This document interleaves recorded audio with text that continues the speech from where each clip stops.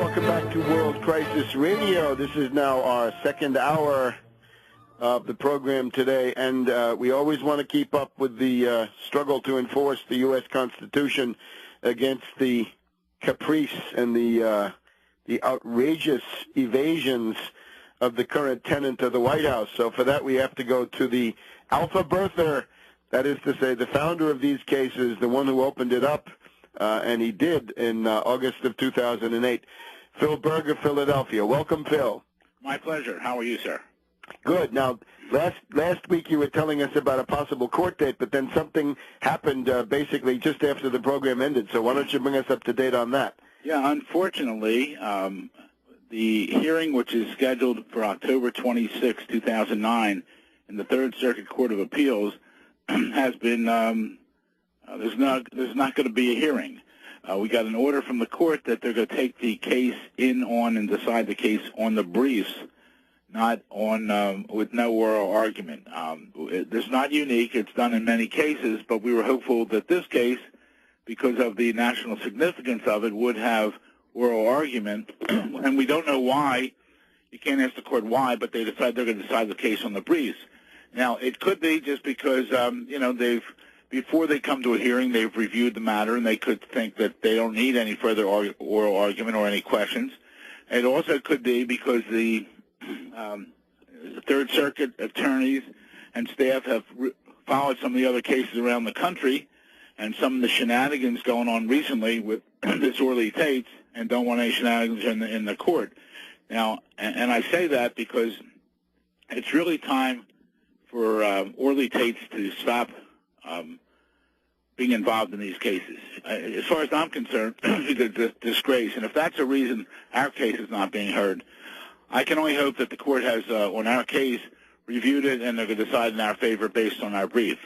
I don't know. I don't know when the decision will come out. I had another case months ago with the Third Circuit, and the day that it was supposed to be submitted for oral argument, I got a notice a few weeks before that there would be no oral argument, and the day that it was supposed to be submitted is the day they issued an opinion.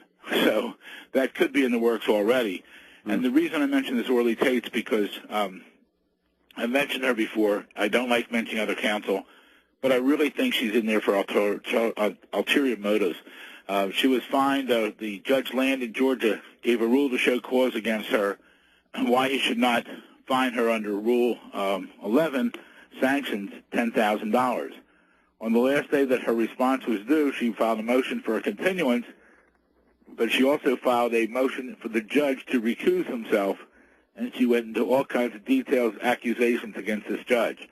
Well, the judge just came out the other day and denied her motion for an extension, denied his recusal, and assessed her a fine of $20,000, at which point on the same day she went on different radio shows and mentioned that she's not going to pay that fine. She has a total disrespect for our court system, and I really think she's there for ulterior motives.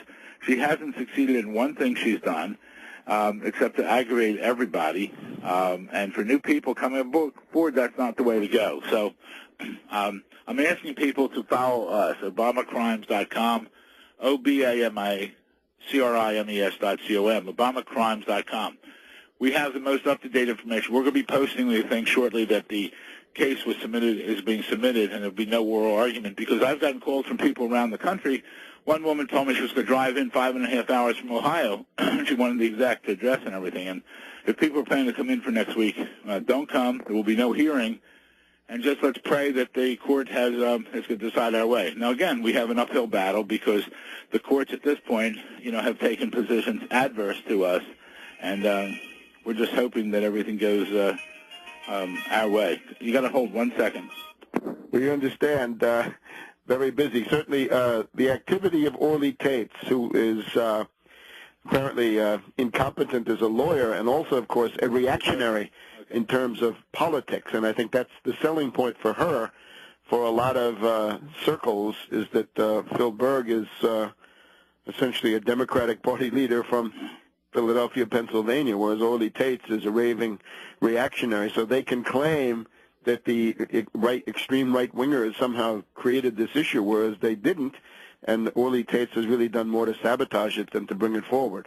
Right. She was just on. Joy Behar has a new TV show at night on. I think it's on CNN. CNN or Fox. So. Yes. And she was on the other night, and she made a fool of herself again. She keeps talking about this January hearing date. Well, the judge hasn't. He said that's when the hearing would be, but he still has before him a motion to dismiss. And I'm talking about Judge Carter in the California case. And she keeps showing documents, and she comes out with a ridiculous statement. And I must disagree 100%. She says to be natural born, and she read something from the 1700s or someplace, I don't know, that both parents must be U.S. citizens. Well, that's nonsense. That's not the law. And when she says stupid things like that, it just discourages people around this country. And it's time really she goes back to practicing dentist, or I believe the Judge Land in Georgia submitted for disciplinary action in California. She really should be disbarred for some of the stuff she's doing. And I don't like to give her any attention, but our case is significant. We've got to just hope the Third Circuit grants us what we want, which is called standing. And standing is something that we should have. We should be able to challenge the Constitution.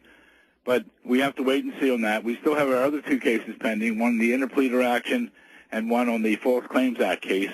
And we're going to pursue these legally through the system. And if they're turned down in the circuit courts, we're going to appeal it to the U.S. Supreme Court with valid cases, not some nonsense that other people are putting forth. And that's what we need people focused. And also, it's real important that the public gets behind us. And that's why Orly Tate hurts us when she does nonsense like that, because we need the public behind us to move forward here to demand the truth.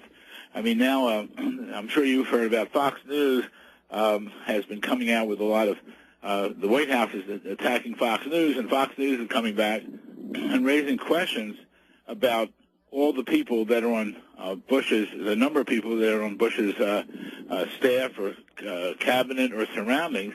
And some of these people really have questionable backgrounds. The latest one, I think, is Anita Dunn, who Mal is her favorite person. This is ridiculous what's going on here, and that's why I'm going to be writing to Fox and say, then why don't you wake up and discuss the point I've raised, which is legit.